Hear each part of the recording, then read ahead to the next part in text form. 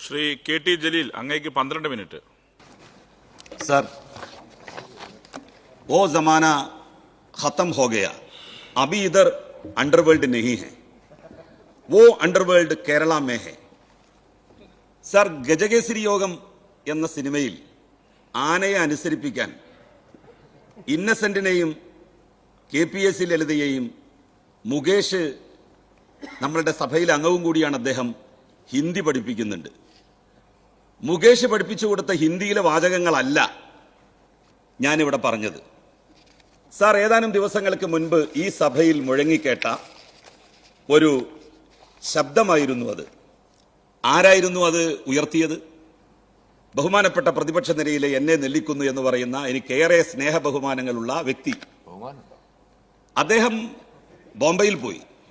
ബോംബെയിൽ ചെന്ന് കാര്യങ്ങളൊക്കെ അന്വേഷിച്ചു.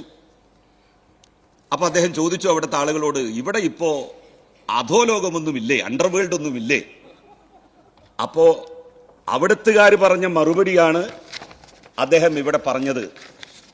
ഓ ജമാന ഖത്തം ഹോ ഗയാ, അബി ഇധർ അണ്ടർവേൾഡ് നഹീ ഹെ, ഓ അണ്ടർവേൾഡ് കേരള മേ ഹെ. ഇവിടെ ഇപ്പോ അണ്ടർവേൾഡ് ഒന്നും ഇല്ല, അധോലോകക്കാരൊക്കെ കേരളത്തിലേക്ക് പോയിട്ടുണ്ട്. സത്യത്തിൽ ഞാൻ നെല്ലിക്കുന്നിന്റെ ഈ പ്രസ്താവന കേട്ടപ്പോ അദ്ദേഹം അങ്ങനെ കളവ് പറയുന്ന ആളല്ല, എന്തെങ്കിലും വസ്തുത ഇല്ലാതിരിക്കില്ല എന്ന് ഞാൻ കരുതി. സർ, അന്ന് വൈകുന്നേരം തൊട്ടടുത്ത ദിവസത്തെ ഒരു സമ്മേളനത്തിൽ പങ്കെടുക്കാൻ വേണ്ടി ഞാൻ കാസർഗോട്ട് പോയി. കാസർഗോട്ട് എന്ന് അവിടുത്തെ പത്രം നോക്കുമ്പോഴാണ് നെല്ലിക്കുന്ന് പറഞ്ഞതിന്റെ സത്യാവസ്ഥ എനിക്ക് ബോധ്യമായത്. സാർ, മൊഗ്രാൽ പുത്തൂർ പഞ്ചായത്തിന്റെ വൈസ് പ്രസിഡന്റും മുസ്ലിം ലീഗിന്റെ നേതാവുമായ മുജീബ് കമ്പാർ, അദ്ദേഹം നിധിശേഖരം അന്വേഷിച്ച് ഒരു കിണറ്റിലിറങ്ങി കുഴിച്ചു, അദ്ദേഹത്തെയും സംഘത്തെയും പോലീസ് അറസ്റ്റ് ചെയ്തു എന്നുള്ള വാർത്തയാണ് പത്രത്തിൽ എനിക്ക് വായിക്കാൻ വേണ്ടി കഴിഞ്ഞത്. അപ്പൊ നെല്ലിക്കുന്നിന് സത്യത്തിൽ വിവരം കിട്ടിയിരുന്നു, ആരൊക്കെയോ ഇങ്ങോട്ട് വന്നിട്ടുണ്ട്. പക്ഷേ ആ വന്നവര് ആരായിരുന്നു എന്ന് എനിക്ക് കാസർഗോട്ട് എന്ന് അവിടുത്തെ പത്രം നോക്കിയപ്പോ മനസ്സിലായി. സർ, മുജീബ് കമ്പാർ പുരാവസ്തു വകുപ്പിന്റെ കീഴിലുള്ള ഒരു കിണറ്റിലാണ് ഇറങ്ങിയത്. കിണറ്റിലിറങ്ങിയിട്ട് അവിടുന്ന് ഈ അണ്ടർവേൾഡിനെ പിടിക്കുക എന്നുള്ള ഒരു കാര്യം ഒരുപക്ഷെ ലോക ചരിത്രത്തിൽ ഇവിടെ മാത്രം നടന്നിട്ടുള്ള സംഭവമാണ്. സാർ, ഇതാണ് ഈ സർക്കാരിനെതിരായിട്ടുള്ള ജൽപ്പനങ്ങളുടെ നിജസ്ഥിതി എന്നാണ് ഞാൻ പറഞ്ഞുകൊണ്ടുവരുന്നത്. സാർ, നമ്മുടെ സംസ്ഥാനത്തെ പോലീസിനെ സംബന്ധിച്ച് പറയുമ്പോൾ നമ്മളുടെ രാജ്യത്തെക്കുറിച്ച് നമ്മൾ ആലോചിക്കണ്ടേ? സാർ, എന്താണ് യു പിയിലെ അവസ്ഥ? കഴിഞ്ഞ 10 കൊല്ലമായിട്ട് 10,000-ലധികം ആളുകളെയാണ് എൻകൗണ്ടർ അറ്റാക്കിൽ അവിടെ കൊന്നത്. 10,000-ലധികം ആളുകളെ, ഒരു കൊല്ലം 1000 ആളുകൾ എന്നുള്ള നിലയിൽ. സാർ, അവിടുത്തെ 5 മുസ്ലിം MLA മാർ, SP-യുടെ മുസ്ലിം MLA മാർ ജയിലിലാണ്. ഒരു MLA ജയിലിൽ വെച്ചാണ് മരിച്ചത്. അത്തീഖ് അഹമ്മദ് എന്ന് പറയുന്ന മുൻ MP, 4 തവണ MLA ആയാൾ, അദ്ദേഹത്തെ പട്ടാപ്പകൽ എല്ലാ ക്യാമറ കണ്ണുകളും നോക്കി നിൽക്കെയാണ് അതിക്രൂരമായി വെടിവെച്ചു കൊന്നത്. അദ്ദേഹത്തിന്റെ മകന് വെടിവെച്ചു കൊന്നു. അദ്ദേഹത്തിന്റെ 2 മക്കളെ, മൂത്ത ആൺമക്കളെ ജയിലിലിട്ടു. 2 ചെറിയ മക്കളെ ജുനൈൽ ഹോമിലേക്ക് അയച്ചു. അദ്ദേഹത്തിന്റെ ഭാര്യയെ പിടികിട്ടാപ്പുള്ളിയായി പ്രഖ്യാപിച്ചു.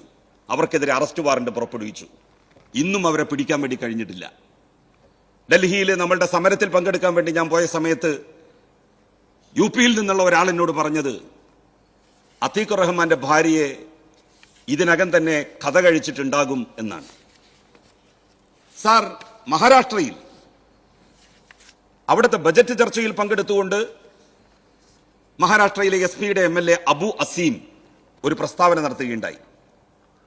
ഔറംഗസേബിന്റെ ഭരണകാലത്ത് നമ്മളുടെ രാജ്യത്തിന്റെ സാമ്പത്തിക സ്ഥിതിയെ സംബന്ധിച്ചാണ് അബു അസീം പരാമർശിച്ചത്. അതിന്റെ പേരിൽ ഒരു സെഷനിൽ നിന്ന് അദ്ദേഹത്തെ സസ്പെൻഡ് ചെയ്തു. എന്താണ് യോഗി ആദിത്യനാഥ് പറഞ്ഞത്? അബു അസീമിനെ നിങ്ങൾ ഇങ്ങോട്ട് വിടൂ, ഞാൻ കാണിച്ചു കൊടുക്കാമെന്ന്. സാർ, എന്താണ് ഈ രാജ്യത്തുള്ള സ്ഥിതി? ഈ രാജ്യത്തുള്ള പോലീസിന്റെ സ്ഥിതി എന്താണ്? സാർ, ഇതൊക്കെ ചെയ്യുന്ന ഒരു സംസ്ഥാനം, അല്ലെങ്കിൽ നമ്മളുടെ രാജ്യത്തുള്ള വിവിധ സംസ്ഥാനങ്ങൾ, ആർക്കെന്താണ് ഇതിനെക്കുറിച്ച് പറയാനുള്ളത്?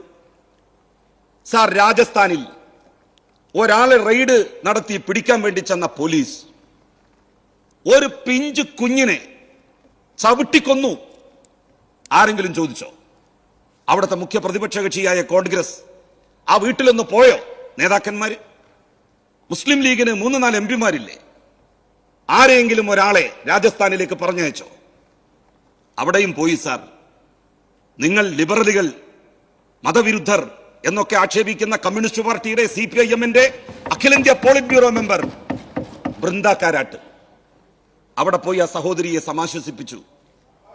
ആ ഉമ്മയുടെ കണ്ണീരൊപ്പി. സാർ, ആരായിരുന്നു ഔറംഗസേബ്? രാജ്യത്ത് ഏറ്റവും അധികം കാലം രാജ്യം ഭരിച്ച ഭരണാധികാരിയാണ്, ചക്രവർത്തിയാണ്. 49.5 കൊല്ലം തുടർച്ചയായി ഇന്ത്യ ഭരിച്ച ചക്രവർത്തി. ആ ചക്രവർത്തിയുടെ കാലത്തുണ്ടായ സാമ്പത്തിക പുരോഗതിയെ സംബന്ധിച്ച് ബജറ്റിന്റെ ചർച്ചാവേളയിൽ ഒരു പരാമർശം നടത്തിയതിനാണ് രാജ്യദ്രോഹി എന്ന് അബു അസീമിനെ വിളിച്ചത്. സാർ, നമ്മളുടെ രാജ്യത്ത് 10,000-കണക്കിന് മുസ്ലിം ചെറുപ്പക്കാരാണ്. ഏതാണ്ട് എല്ലാ സംസ്ഥാനങ്ങളിലും, കോൺഗ്രസ് ഭരിക്കുന്ന സംസ്ഥാനങ്ങളെന്നോ BJP ഭരിക്കുന്ന സംസ്ഥാനങ്ങളെന്നോ വ്യത്യാസമില്ലാതെ അനന്തമായി വിചാരണ പോലും നേരിടാൻ കഴിയാതെ വിചാരണ തടവുകാരായിട്ട് കഴിയുന്നത്. ഈ ഇന്ത്യ മഹാരാജ്യത്ത് കേരളത്തിൽ അങ്ങനെ ഒരൊറ്റയാളെ നിങ്ങൾക്ക് കാണിച്ചു തരാൻ വേണ്ടി കഴിയൂ? സാർ, നമ്മളുടെ സംസ്ഥാനത്തുള്ള ചെറിയ ചെറിയ കാര്യങ്ങൾ, നിസ്സാരമായിട്ടുള്ള കാര്യങ്ങൾ, അതിനെ പർവ്വതീകരിച്ച് കാണിച്ചുകൊണ്ടാണ് ഇവിടെ ചില ഛിദ്രശക്തികൾ വർഗീയമായിട്ടുള്ള ധ്രുവീകരണത്തിന് ശ്രമിക്കുന്നത്. സാർ, ഇവിടെ ഒരു വർഗീയ കലാപം ഉണ്ടായിട്ടുണ്ടോ?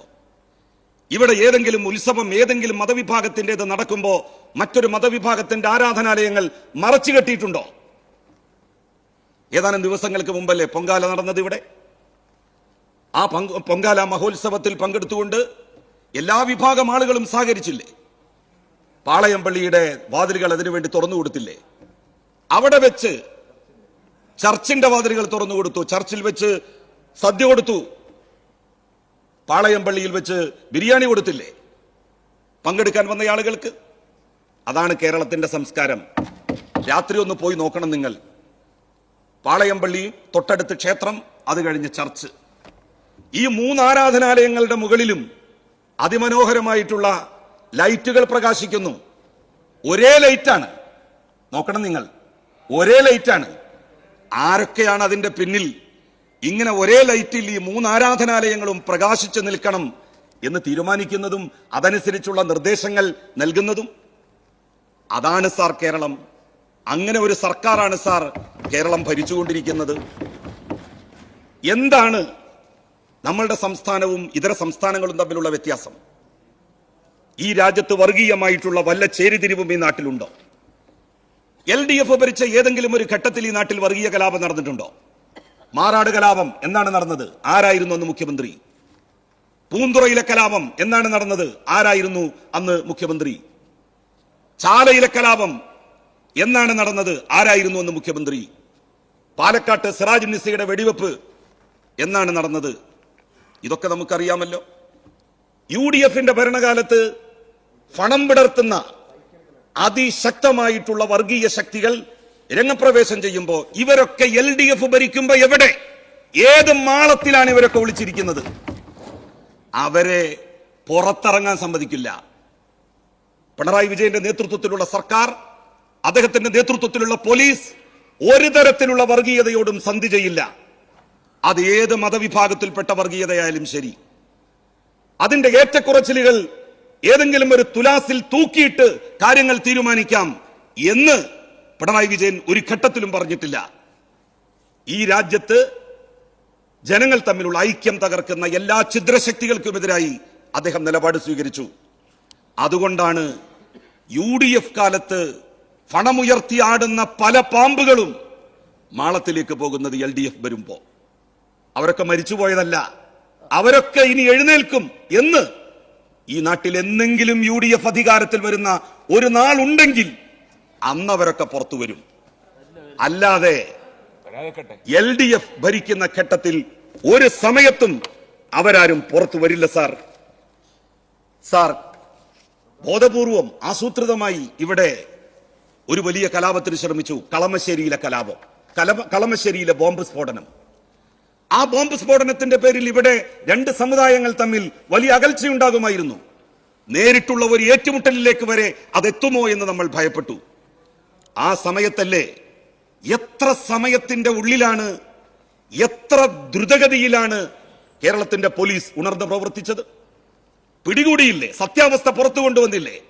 അപ്പോഴല്ലേ കേരളം ഒന്ന് നല്ലതുപോലെ സമാശ്വാസത്തോടുകൂടി നെടുവീർപ്പിട്ടത്? സാർ, ലഹരിക്കെതിരായിട്ടുള്ള പോരാട്ടം നമ്മളുടെ സംസ്ഥാനത്ത് ശക്തിപ്പെടുകയാണ്. കഴിഞ്ഞ വർഷം പിടിക്കപ്പെട്ട കേസുകളിൽ 98% ശിക്ഷിക്കപ്പെട്ടു. 2% മാത്രമാണ് ശിക്ഷയിൽ നിന്ന് ഒഴിവാക്കപ്പെട്ടത്. ഇന്ത്യ മഹാരാജ്യത്ത് നാർക്കോട്ടിക്സിനെതിരായിട്ടുള്ള യുദ്ധത്തിൽ 1-ാം സ്ഥാനത്ത് നിൽക്കുന്ന സംസ്ഥാനമാണ് കേരളം.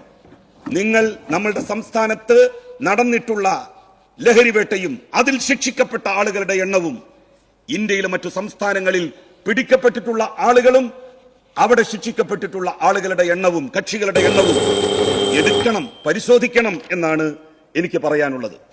സാർ, 2021 മുതൽ 24 വരെയുള്ള 4 വർഷങ്ങൾക്കിടയിൽ 15,193 കേസുകളാണ് ഇവിടെ രജിസ്റ്റർ ചെയ്തത്.